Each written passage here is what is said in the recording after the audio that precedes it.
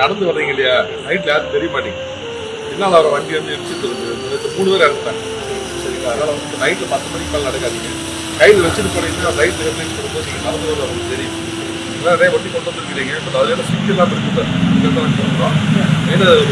Night 10 மணிக்கு மேலே நடக்காதீங்க. பக்தர்களுக்கு போலீசார் தந்த அற்புதம், கடவுளையே நெகிட வைத்த போலீசாரின் செயல்.